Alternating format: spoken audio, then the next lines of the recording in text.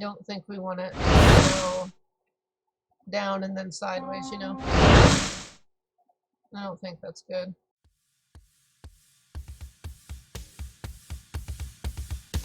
Hello and welcome to another muggy kind of a day. It's the end of August and we're here talking about Harmonic Odyssey again. A special welcome to those of you who are here through Death Comic.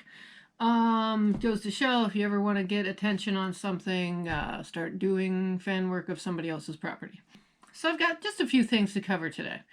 Working on Ouroboros a lot this month. That'll be the next zone that you come into after you go through chapter 1, what you saw in the demo of Harmonic Odyssey so far.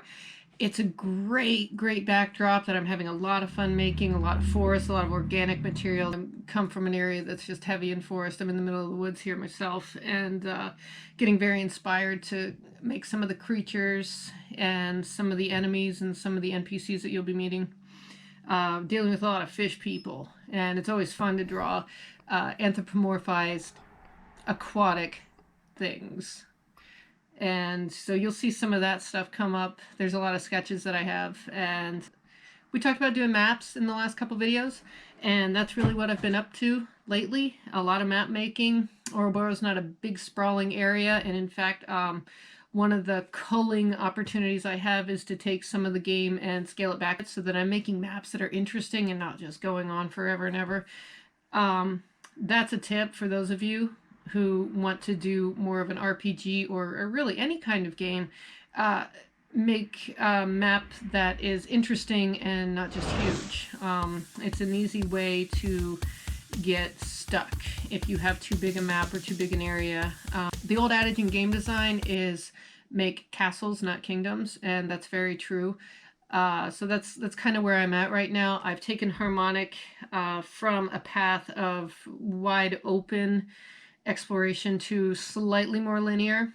I want you to be able to explore the game in two different facets, and those of you familiar with Metroidvania games will be very familiar with this concept. You should be able to go through the game exploring as much as you need to complete it, but feeling free to explore further things to make it better. So I believe we've touched on that in other videos, and that's the idea behind a lot of what I'm doing now.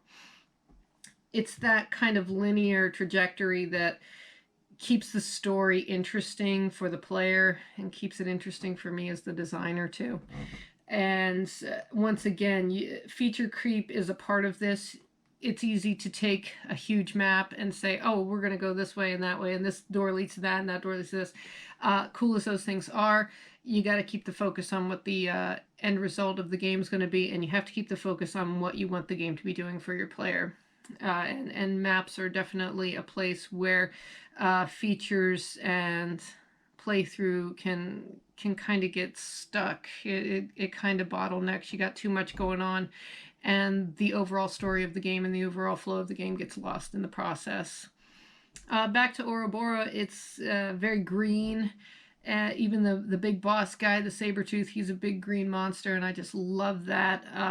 I love the decay aspects of him. It's a pretty cool story, and it's a really interesting part of the game that I think a lot of you guys will really like. There's some interesting characters you'll meet here.